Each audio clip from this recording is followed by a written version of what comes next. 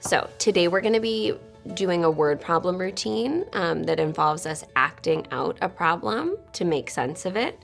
So we're going to be thinking about a situation that we do at school to kind of contextualize the problem.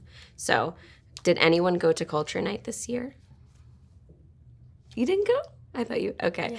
Yeah. So we're going to be preparing materials for culture night. So we're going to pretend that I'm the event planner and you guys are helping me. So all the different grade levels have tasks and you're going to be helping me with one of the tasks, which is giving some stickers to students.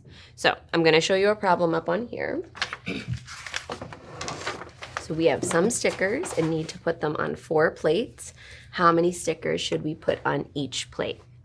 So what information do we already have from this problem? We have 4 plates. Okay. Is there any information we need to solve this problem?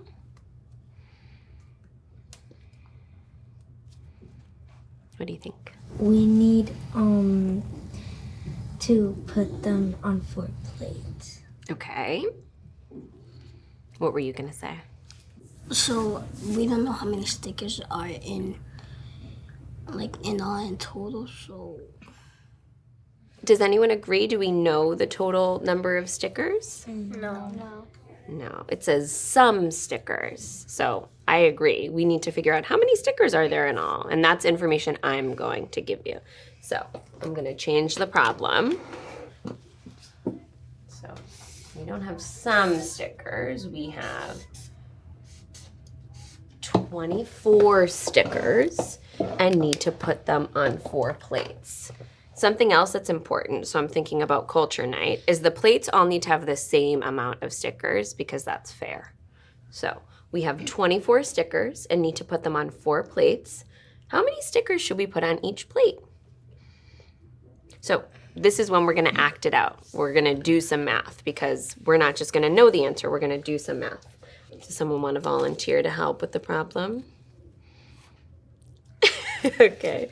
I'm going to give you the plates. How many plates should I give her? 4. Yeah, I'm going to give you 4 plates. How many stickers do we have that we're putting on the plates in all? 24. Yeah, so I did that for you. So we're going to pretend that these tiles are the stickers. So you're going to explain as you're working, and then everyone else's job is to be the checker. So we're going to listen and watch as she works and see, is she giving them out fairly? Are we giving them all out? And then we're going to try to solve the problem at the end, okay? Ready? Here's your stickers. Thanks for helping. And if you can try to explain as you're working, that would be great. I think we should put 6 stickers in each plate because 4 times 6 equals 24. I like how you came back to the text to make sure you had the information correct. Let's see. Checkers, what does it look like she's doing? Like she's counting like by groups of 6. Okay. All right. What do you think? What's the answer? How many stickers should we put on each plate? 6. 6? How do you know? Because there's 6 on each plate, and 6 times 4 equals 24. 4 times 6 equals 24. Ooh, I like how you switch those around because we do have 4 groups with 6 in each. Good for you. That's kind of a tricky concept in math, thinking about which factor comes first. Can I have you check? How do we know that she gave them out equally? That she gave them out fairly? Because each plate has 6 stickers. Mm-hmm. So we know that we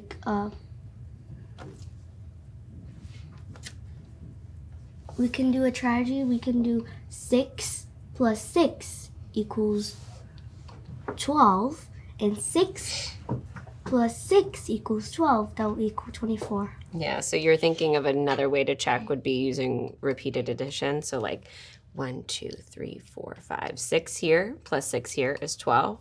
Another 6 and another 6 is 12. And 12 plus 12 is 24.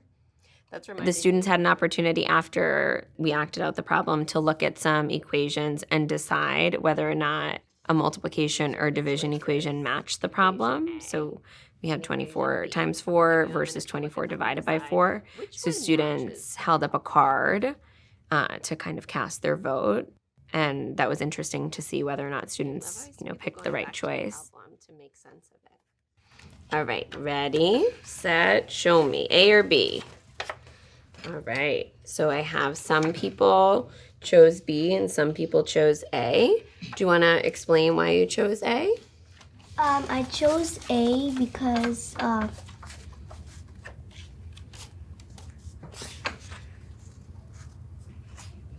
thought I was thinking it was division of right and other one was times, but I think it's B because 24 divided by 4 equals 6. But if you do 24 times 4, that'll be bigger than the number you got in number B.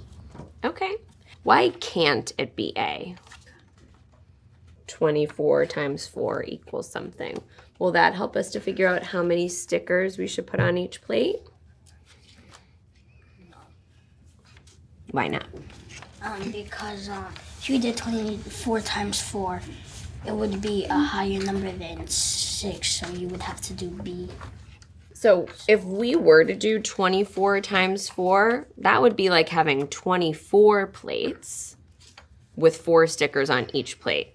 That's not what we have. We don't have 24 plates. We have 24 what?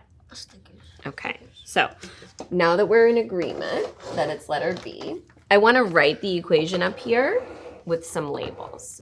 We have 24 Stick. 24 stickers. Can someone add to that label? Stickers. On each, 24 stickers.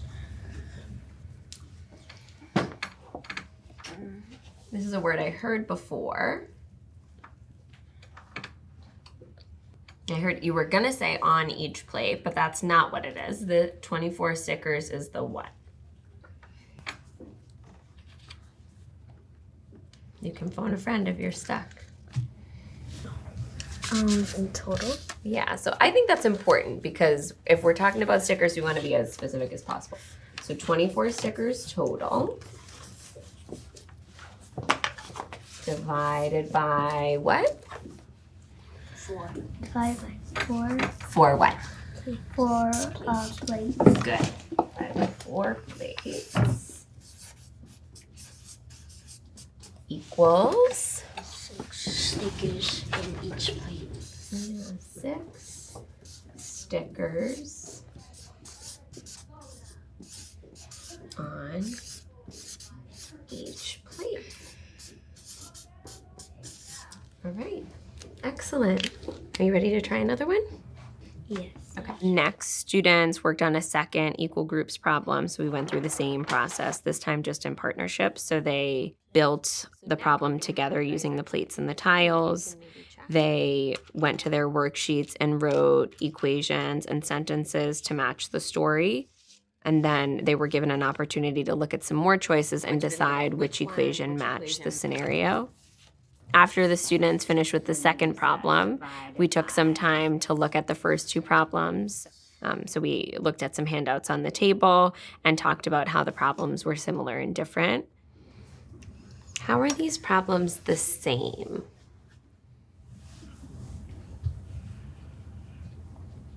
Sure. Because they're both division Okay. and they're different because they don't use like the same numbers. Okay. Like they both have inside the sentence. They both have plates. Mm-hmm. Like how much like groups in each plate, and you're asking the same like how many groups are in each plate. So let's think about that. the idea of groups and plates. Can someone add on to what she was saying? A similarity from the two problems. So I agree that we're dividing. We're dividing onto plates. Can someone add to that idea of groups? I think like the plates are an example of like the groups, and yeah. Does someone want to build off that? I agree.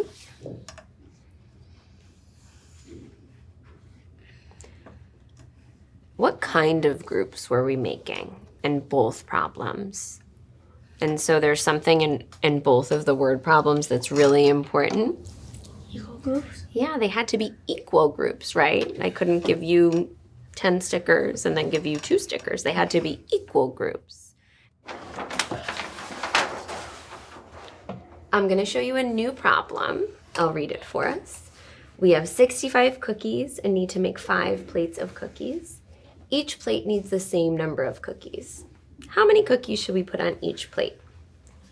So before we start doing any math, I'm going to show you some answers and we're going to think about whether or not they're reasonable or not reasonable. Does anyone know what that word reasonable means? Reasonable. I don't know what it means, but I don't know how to explain it. It's like, for example,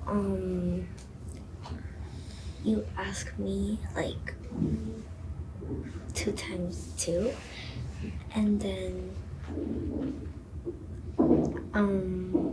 I can say 4, but I don't know how to explain. So that's it. Let's start with that example. So if I say 2 times 2, and I think the answer is 100, is that reasonable? Because 100 is gonna be too big for like a small number, and like a small number like 2 and 2 together.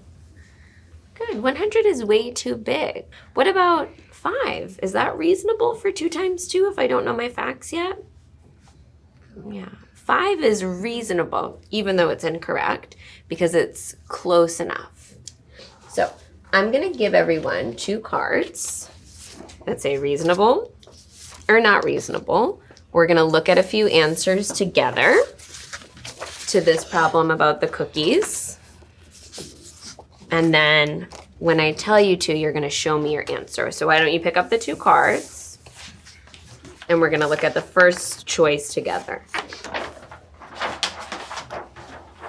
A student, Joe, said the answer is 300 cookies. I want you to think for a minute. Is that reasonable or not reasonable? All right, ready, set, go. Okay, we all agree for this one that it's not reasonable. Why do you think that's not a reasonable answer? I think 300 is not a reasonable answer because we have 65 cookies and we have to put them in 5 plates, and 300 is way too high. Okay. I'm going to give you your worksheet so you have a chance to see the problem as you're explaining. We're going to look at another student response now. I think the reasonability kind of check is helpful for students to make sense of what's happening in the problem, but really all the different steps in the routine would help to highlight specific places where kids need support, whether it's connecting concrete models to abstract representations or, using their words to explain how they got their answer. So I think there were lots of opportunities here to see what kids can do and support them where they needed it.